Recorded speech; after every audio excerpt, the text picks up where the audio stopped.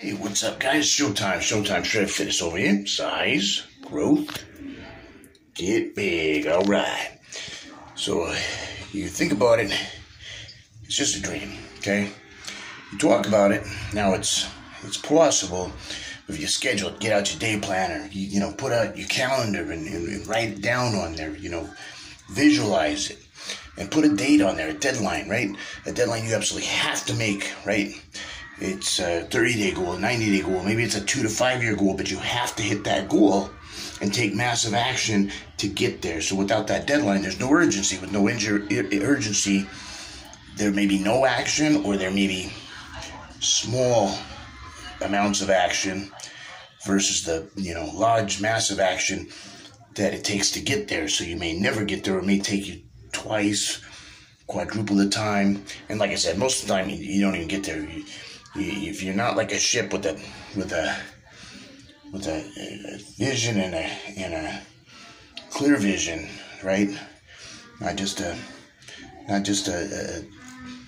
foggy vision on, I probably should do this, because if your shoulds on a must, nothing's going to happen, right? So you put that on there, and now you have a purpose, right? Because you got a date, deadline. You have to do. We almost always do our musts, what we absolutely have to do, right? Very seldom do our shoulds, or even probably shoulds, or coulds. Nothing like that, right? So we got to make sure it's a must. It's like a life or death situation. If you don't look at it like that, it's probably not going to get done, right? Whether it's a big task or a little task. Even a little task, you'll procrastinate the shit out of, and you wait till the last minute and squeak it done, right? Or you'll procrastinate. So this little task that should have taken maybe 15 minutes, half hour, might take you 2 weeks, it might take a month, it might take you a year, right? Think about it.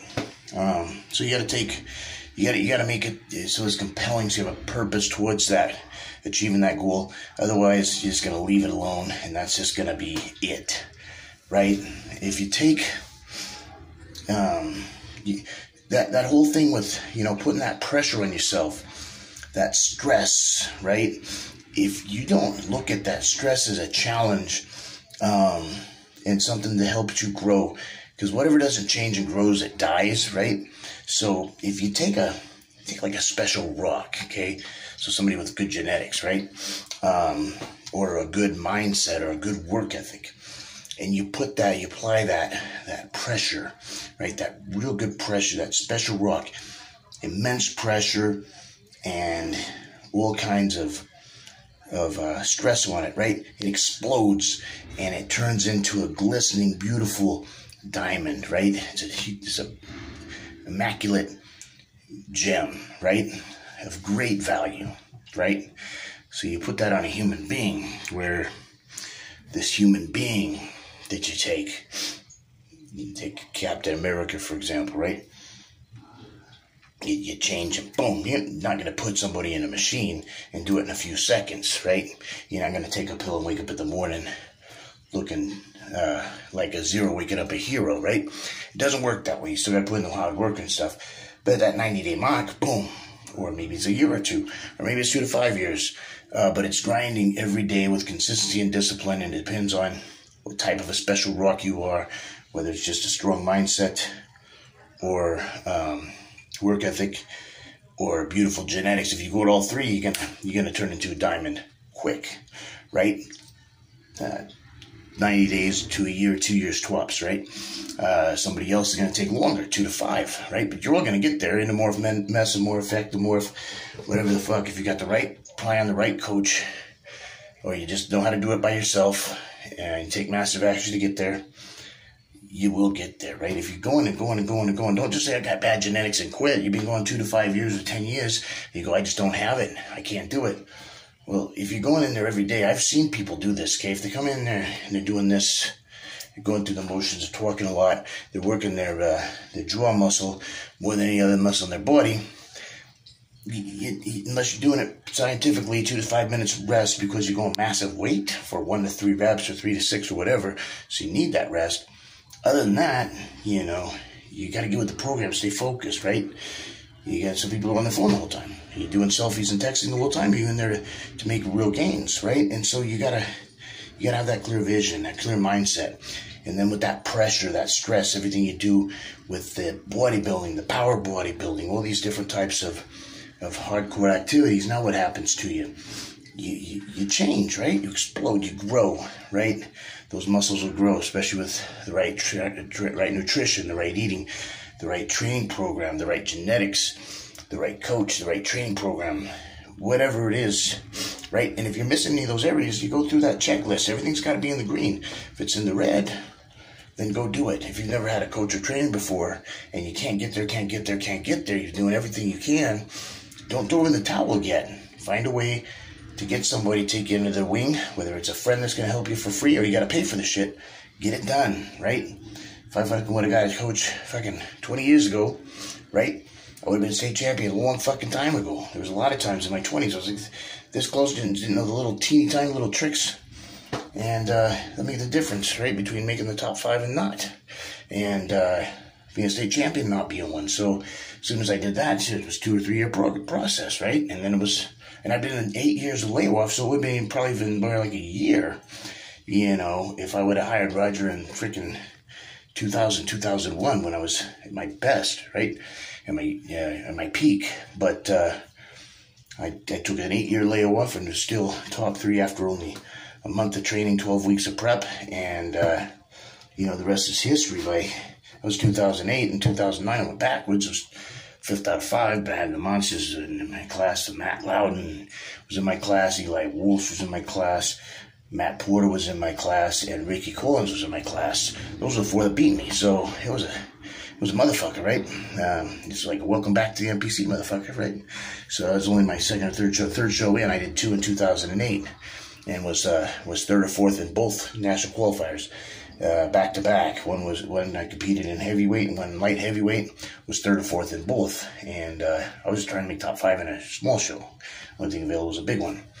By 2010, I was top 2. By 2011, I was state champion.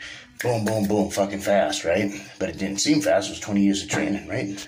If you count since I was 5 years old, you can't really count it because I wasn't a bodybuilder back then. But I've been training other sports since age 5, right? Starting with wrestling and track. So, things like that.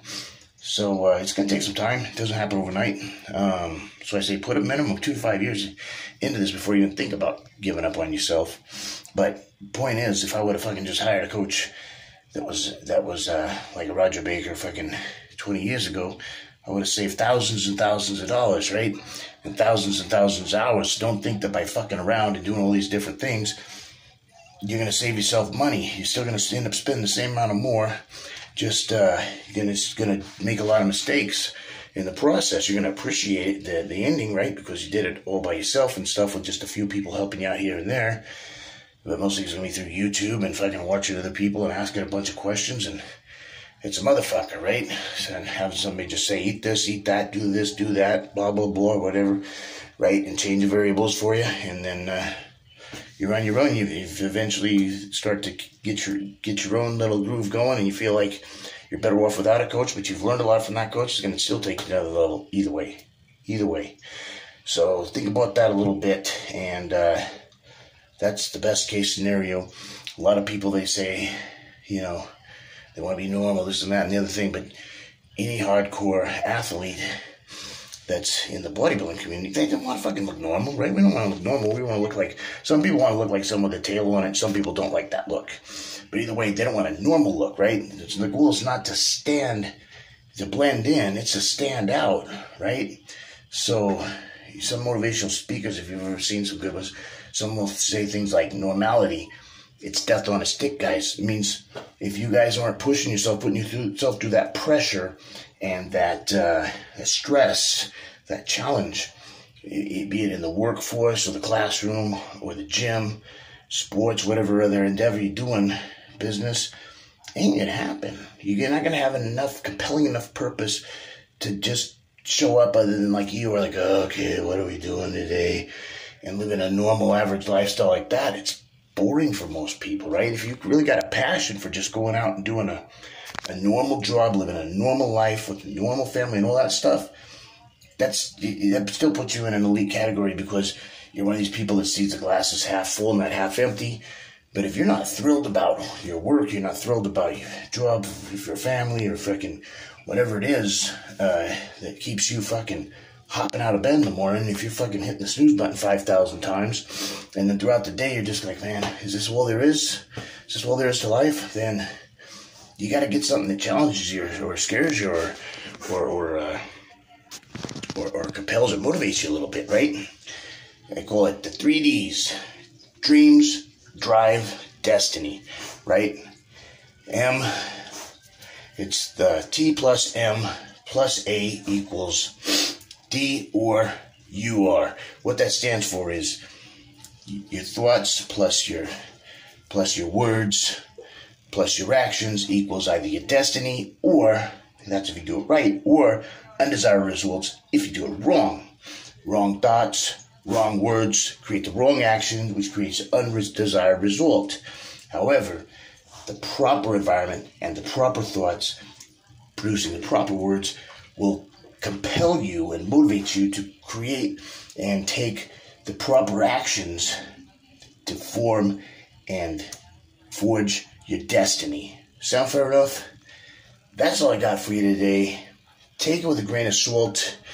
Implement that in your life in any way, whether it be sales or being a better husband, better wife, better girlfriend, boyfriend, son, daughter, worker bee, employee, freaking CEO, fucking business owner, whatever, athlete, whatever it is that drives you or interests you or whatever the heck it is, right? Let those dreams drive your destiny. I mean, you might as well, right? There's nothing else to do.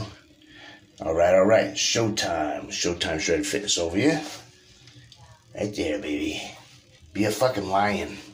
Be a lion today. It's fucking Monday. Tomorrow's Tuesday.